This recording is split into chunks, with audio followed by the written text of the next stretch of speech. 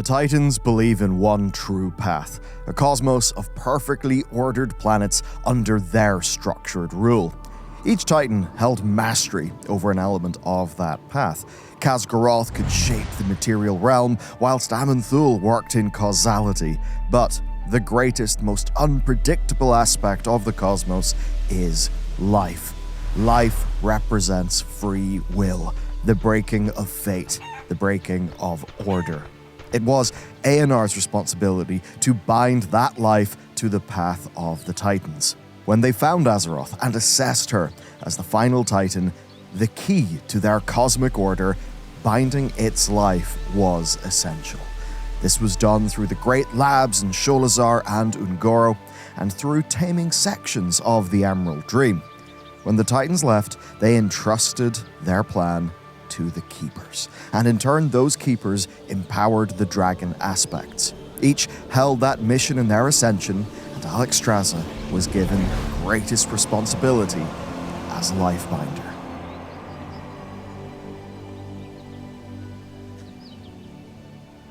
Thank you for supporting this series. It's made possible by our patrons, and this is quite a special month. It's our first journals. Yeah, the actual physical loot that you will get in your mailbox this month will include our journals. I absolutely cannot wait to get my hands on these. They're actually on their way from the printer. But that's not all. We've got art from a special project that we're working on. We have our new Bestiary series and this absolutely gorgeous lantern pin in a wholly new design. Your support really does make this possible, and since you guys are supporting us, we're working out ways to get you cool loot so that you also get something cool that you can use. Thank you for your support. If you're interested, hit up the link down below.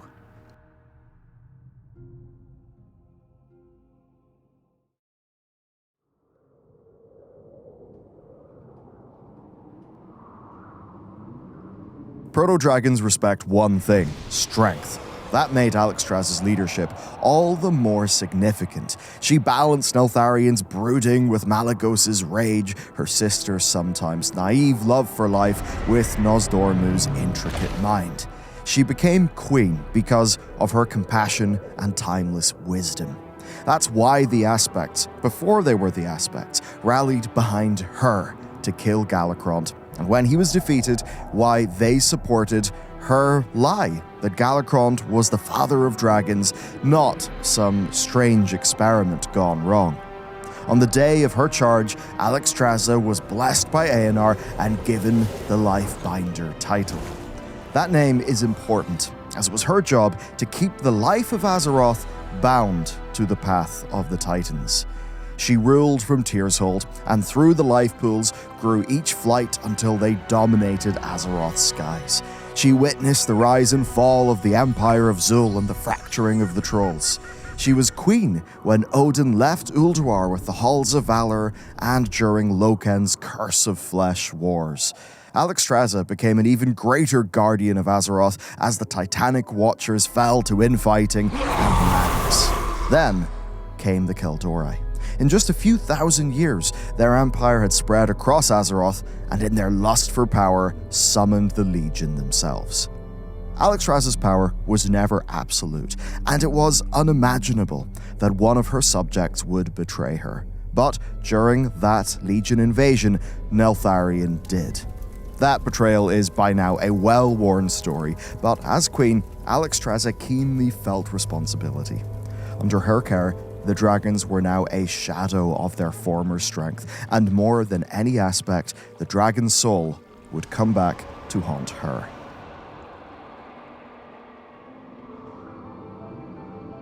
In the wake of the War of the Ancients, the greatest question in Alexstrasza's court was what to do about these mortals.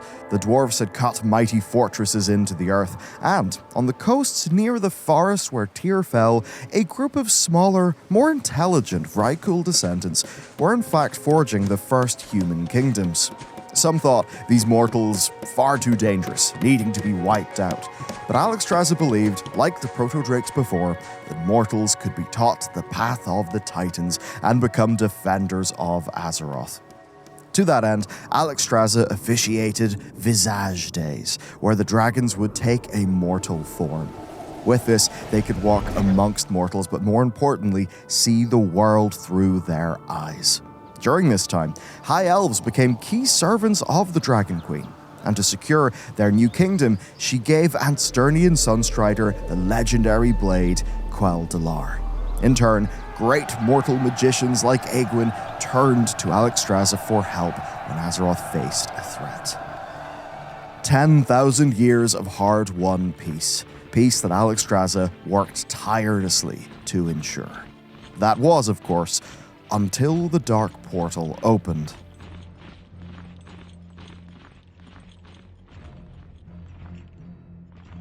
The Orcish invasion was led by Blackhand the Destroyer. His lieutenant, Zulahed, was given the location of the Dragon Soul by Deathwing, and then it was given to his servant, Nekros. Gul'dan's warlocks were purged by Ogrim Doomhammer, and the Horde marched into Lordaeron, beginning the Second War. These were strange Orcish names belonging to alien invaders, but once they held the Dragon Soul, they could command Alexstrasza. The Queen of Dragons was now made a slave, and if any Red Dragon tried to save her, Nekros would cruelly torture her until they relented. Alexstrasza's flights were now pressed into service in the Horde's war campaign. Great hatcheries were built at the peak of Black Rock and Grim Batol. Dragons loyal to the Horde were bred in great numbers. Alexstrasza was helpless to watch her children kill former allies or die in battle trying.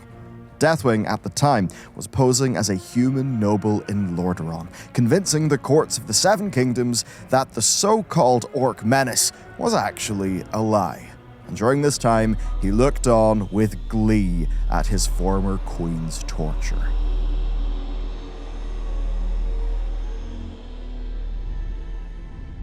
Deathwing sowed discord in the courts of Lordaeron and directed Nekros in the use of the Dragon Soul.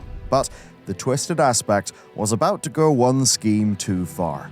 Finally done with the Horde, Deathwing wanted control over Alexstrasza himself. So, he had the Orcs transport her from Grim Batol south into lands conquered during the First War.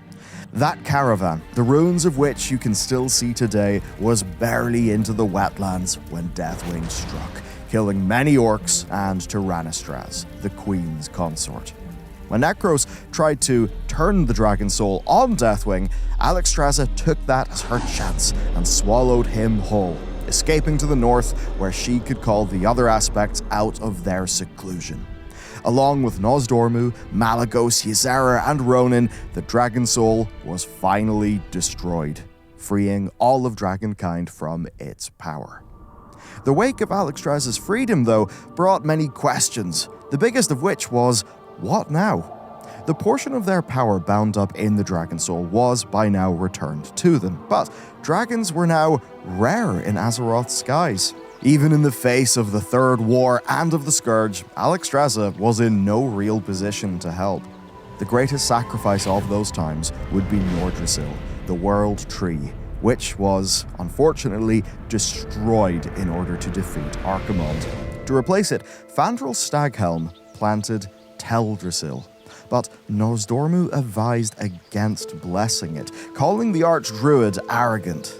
When Alexstrasza agreed with Nosdormu, her being queen meant that no other aspects could really give their blessing, and as such, this new world tree's growth had become flawed and unpredictable.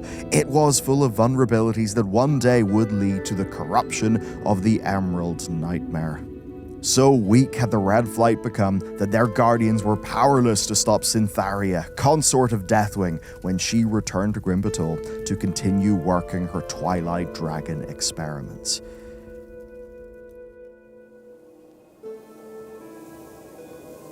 Regardless of the little power they had left, dragons were still integral to Azeroth's defense. The Bronze would be key in defeating Cthulhu, and characters like Crassus and Kalik were punching far above their weight. But once again, the collective might of the Dragonflights would be required when Arthas awoke from the frozen throne. Not only was the Lich King back, but Malygos had risen from a 10,000-year half-madness only to immediately declare war on all mortal spellcasters. This put Alexstrasza in a difficult position. On the one hand, yes, he had a point. Mortals were using magic in a dangerous way, dangerous enough to even risk summoning the Legion. But at the same time, without that magic, they wouldn't be able to protect Azeroth.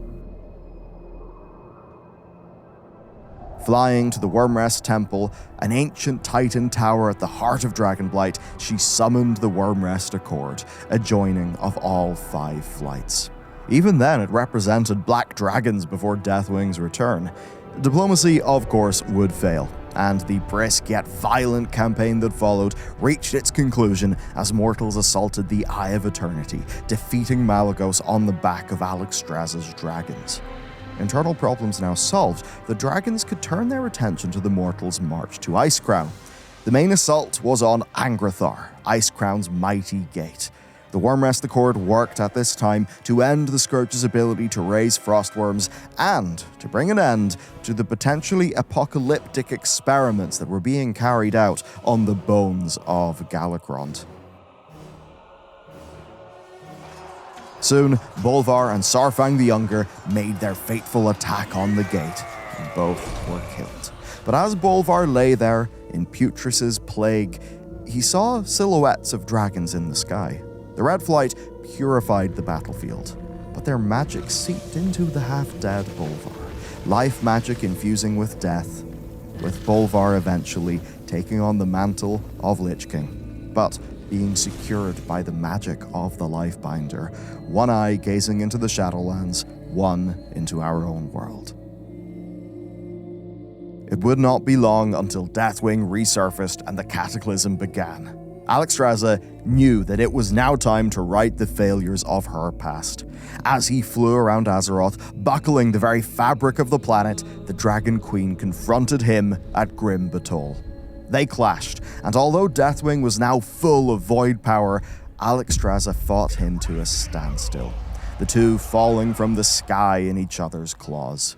The gravely wounded Deathwing returned to Deepholm, but it was only a matter of time before he would regain his strength. With a little breathing room now made, Alexstrasza would gather the aspects and begin a quest through time itself to claim a past version of the Dragon's Soul, for its power would be essential. Alexstrasza's role as organizer, as queen, is made clear here. Throughout the thousands of years of their charge, Alexstrasza was rarely on the front lines. She is a queen, and from Wyrmrest she led the war against Deathwing, culminating in the climactic Dragon Soul fight at the Maelstrom and Deathwing's end. And with that, Alexstrasza believed that the ancient charge of the Aspects had been fulfilled. Their job was over. So at the Maelstrom, the Aspects gave up their power, and they took their place amongst the mortals of Azeroth.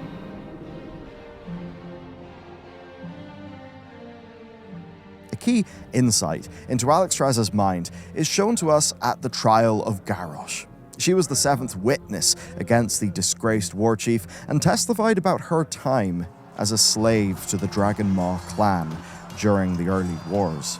That clan kept its head low, but when Garrosh's horde took power, they became his shock troopers. When asked what she would say to her once captors, Alexstrasza simply stated that she loved all life in Azeroth, orcs included. We see that again in Dragonflight when Alexstrasza interacts with Death Knights. During the Legion's 3rd invasion, the Death Lord of Arcturus stole eggs from the Ruby Sanctum. At this time, they could take what they needed, or they could destroy every egg in there. The latter option is wholly evil, and it's one that leaves Alexstrasza in a difficult position. She is openly hostile to these Death Knights, but they are still some of Azeroth's most powerful protectors, so ultimately, as queen, she must set the tone, and therefore accept their continued aid. Alexstrasza is a catalyst around which great events take place. Rarely does she get her claws dirty, but behind every Red Dragon mission or every great trial facing Dragonkind, her wisdom and compassion have shone through. At her core, she does believe that no one is beyond redemption. Not the orcs who captured her, Death Knights who killed her children, and right to the end, she still believed there was a way to save Neltharion. That will be put to the test in Dragonflight. Her main antagonist, Razageth, and the Primal Incarnates. Although they are destructive and chaotic, the Primalists are living beings and they want to be free. So Alexstrasza will not find it easy.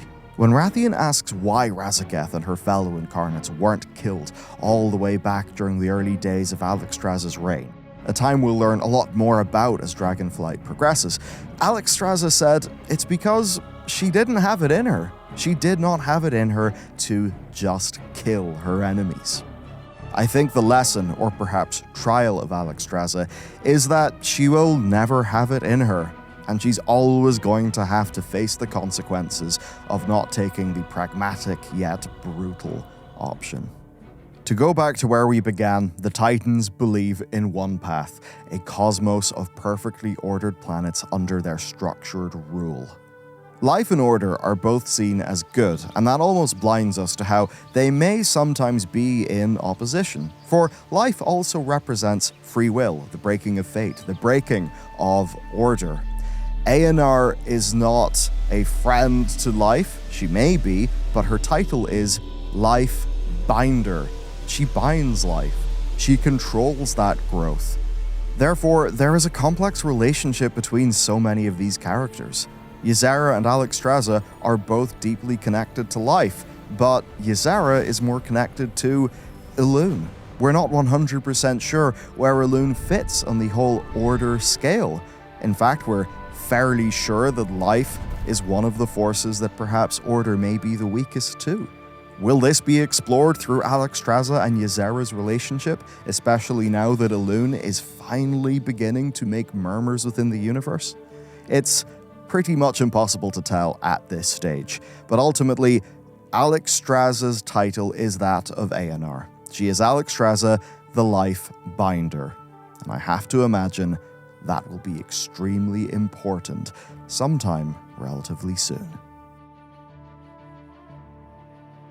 So there you go. We're now at the end of this series. There is in fact one more video. We decided to delay it into 2023 because it's about Tyr, and obviously there's new stuff coming about Tyr, so we figured we need to get Tyr's new model. We really need to do it all right so that episode truly is awesome and will stand the test of time. This has been a really fun series to make as well, and it's absolutely, for me, got the clockwork going on what we're going to be doing in the new year. It's really fun to do lore speculation videos, but more storytelling oriented videos like this one, I think are great to have. They're creatively satisfying to make in a way that is different.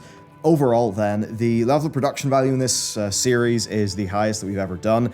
It's the sort of thing where a lot of things will look like they're bits that we've grabbed from the game. That's not the case. The amount of work that goes into each one of these is pretty insane. There's times where multiple hours could be taken to set up 1 or 2 shots, because they're all custom shots of things that literally don't exist in World of Warcraft, which of course does mean that this is a far harder to produce series. That's why I mentioned the Patreon and that kind of thing, and because it's not the most attention-grabbing thing. Obviously, we don't really get the amount of views in. So as we look into the new year, I'm going to work out how can I continue to make content like this at this level of production quality without taking away from the other content that we produce. And if that's something that we can't achieve in the immediate short term, what is a happy balance? Because I really do want to make stuff like this a bit of a pillar for us going forward, especially when I think we're now ending what's been a tumultuous time for World of Warcraft and looking ahead to the very strong 6-patch 2023 with its roadmap and all of that. I really am feeling the World of Warcraft is headed in a positive direction that really has a great chance of just lasting the test of time and truly getting the game out of the gutter, making everyone a hell of a lot more happy. So because of that, I just want to go in harder. I want to go in deeper. I'm enjoying the game more than I have in, honestly, probably near a decade. So, yeah, the passion's big. The passion's big across all of the team. Let me know what you thought of this one. Any comments, any feedback would be much appreciated. Most importantly of all, thank you for watching. perhaps share it with a friend or something like that if you want to, help it do a little bit better. And I'll give you updates in due time about how we take all this going forward. But till then, look forward to Tier coming in the new year. And, well, have a happy 2023. I'll see you next time.